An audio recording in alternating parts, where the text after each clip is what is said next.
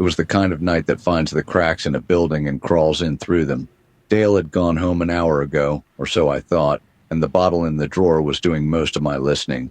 Then I heard the outer door and Dale's voice, low, the way it gets when she's already decided the answer is no. "It's past 9, miss, and the man's not taking clients tonight. He's not taking much of anything tonight between you and me. You can leave a name and a number, and he'll be sorry he missed you in the morning." I don't have until morning. Neither does the man I came about.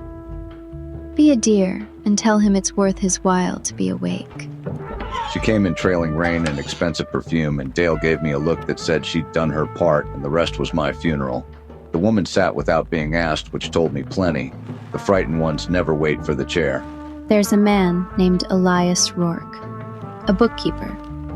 Quiet, careful, the kind who writes everything down and never once asks what it means. He's seen a name written next to a thing that name should never touch. And now he's gone to ground, and there are men looking for him who don't carry warrants. Bookkeepers go missing every day in this town. Usually they turn up in another city with a new name and somebody else's money. What makes yours worth a wet walk at 9 o'clock? Because the men hunting him aren't after the money. They're after the page he can read out loud.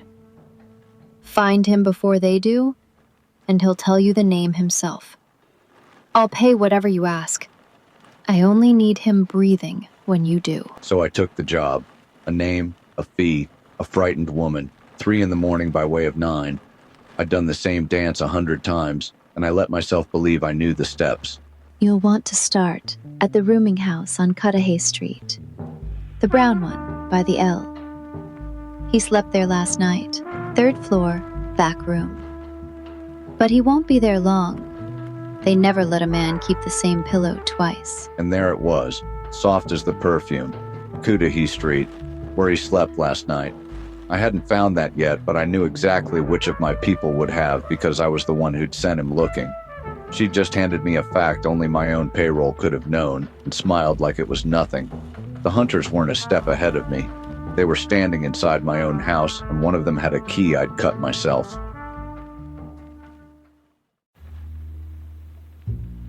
Frankie Slim worked a corner the way a spider works a drain pipe. You always knew where to find him, and you never liked what it told you about the weather. I came looking for a name this time. What I left with was worse. I left knowing my own pocket had a hole in it, and I knew exactly which hand had cut it. "Evening, Frankie. I'm looking for a bookkeeper. Quiet little man, keeps 2 sets of figures, owes his health to the wrong people. Heard he's gone to ground. You hear where?" The bookkeeper. Sure, the bookkeeper. Funny you should say it. Real funny. Because I was just thinking about him. He's over the rooming house on Quill Street, top floor, back room. Goes by the name Mr. Avery now. There, see? You ask Frankie, Frankie's got it. No charge even for an old friend. No charge. Frankie never gave away a wet match in his life. The answer came too clean and too fast, like a man reading off a card somebody handed him before I got there. He wasn't selling me the bookkeeper. He was selling the bookkeeper to whoever was paying him to watch where I'd go next. "Mr. Avery, Quill Street." "That's good work, Frankie. Tell you what, I'm not going there tonight. Going to sleep on it. You hear anybody asking after me, you point them at the docks. Tell them I'm working the docks." The docks? Yeah, sure, the docks. I'll keep my ear down for you. You know me. Hey, you ain't looking at me funny, are ya? 'Cause I'm straight with you. I'm always straight with you. Listen, I just remembered, I got a fella waiting.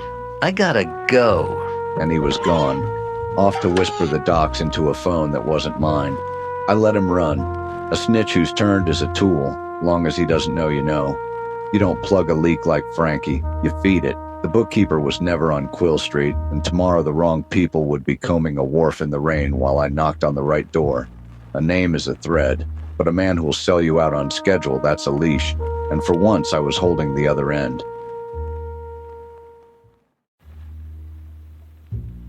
The Chronicle newsroom never closed, but at this hour it ran on cold coffee and nerve. Flynn was at his desk with his name on the front page, and the front page on every newsstand in town. A byline's a fine thing until it's a bullseye. Tonight it was both. You shouldn't be here, and I shouldn't be glad you are. You read the late edition? My name, page 1 above the fold. I might as well have hung a lantern in the window. Look, the bookkeeper, your missing witness, he isn't just a loose end. He's the last set of books that still breathes. Everything else got burned. He didn't. So the man at the top doesn't want him found. He wants him buried. That's why every door I knock on, somebody's knocked first. That's the part that turns my stomach. They're a step ahead of you every time. Whatever you tell that weasel Frankie shows up on the wrong side of town before you finish saying it. Your wire's tapped, friend, and you know whose hand is on it. I know exactly whose hand. That's the beauty of it. A leak only hurts you while you're pretending it isn't there. The day you know where the water's running out, you can decide what to pour in. So I give Frankie an address, a nice quiet one, a room my witness has never set foot in. And the hunters kick down an empty door while you move the real man out the back. That's clean. That's almost too clean. But you burn that wire once and the man at the top stops thinking you're a nuisance. He learns you're in the game to win it. After that, there's no walking it back for you or for me. He wasn't wrong. Feed a lie down a line you know is dirty and you've told the other end you found it. That's a card you only get to play standing up. But the bookkeeper was the last honest page in this town, and I wasn't about to let the wrong men read it first. So I picked an address out of the dark, a door that led nowhere, and I went looking for Frankie to whisper it in his ear. I fed the false address to the only mouth I knew would sell it, and then I stood in a warehouse 3 blocks away and waited to hear the hounds run the wrong way. Somewhere across the water, a car door slammed on an empty room. The bookkeeper was here, with me, breathing too loud in the dark, worth more than every name in his ledger combined. They took the bait. I watched them go. Keep him moving toward the fog and the loading door, and don't look back at me. I've got the door. I'm good at doors. Stay good at it. He walks out of here tonight, or none of this was worth a nickel. And then a match flared in the corner that was supposed to be empty, and lit up a face I'd been losing sleep over for a year. Relax. Sit. I'm not here, see? I was never here.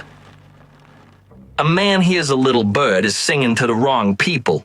Naturally, he comes down to the water to take a look. Curiosity. It's a beautiful thing. One phone call, Pauly. That's all it takes from where you're standing. Little bird never makes the boat. It does. One call. You're right about that. But see, the men who thank me for it ain't my friends. They're his. And I find I'd rather watch you carry water for a dead man than do those people a single favor. So go, walk him out. This one's free. There ain't another. Doors open. The fog'll have him before the corner. Walk slow, detective. Running is how they know to chase. So I walked him out slow, into a fog that finally did one decent thing, and the witness lived.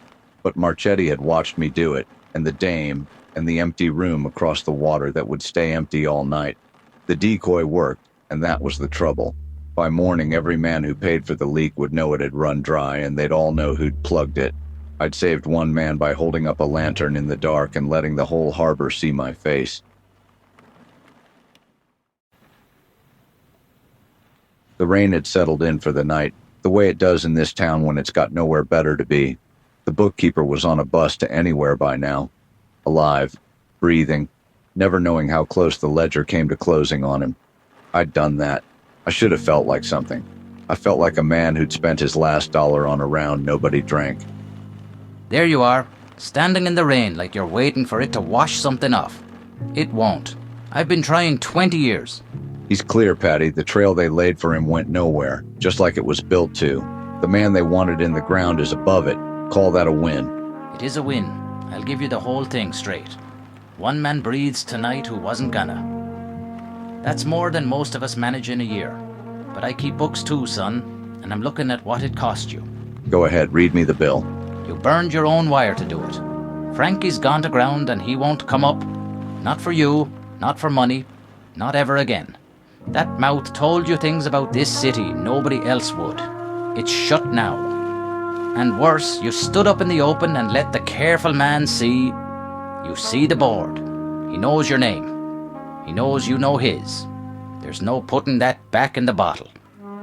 So here's the only question left, and I don't have the answer, and neither do you. A man like that, wounded, with a name in his pocket. When he reaches for the knife again, whose name does he cross off next? Yours? Or somebody you were fool enough to protect? He didn't wait for an answer I didn't have. He turned his collar up and walked off into the wet, leaving the question hanging there in the dark with me. I'd won a round, I'd saved a man, and I was standing on an emptier street than the one I'd walked into a week ago with one less friend, no eyes left in the shadows, and a careful man somewhere across town deciding which of us he hated more.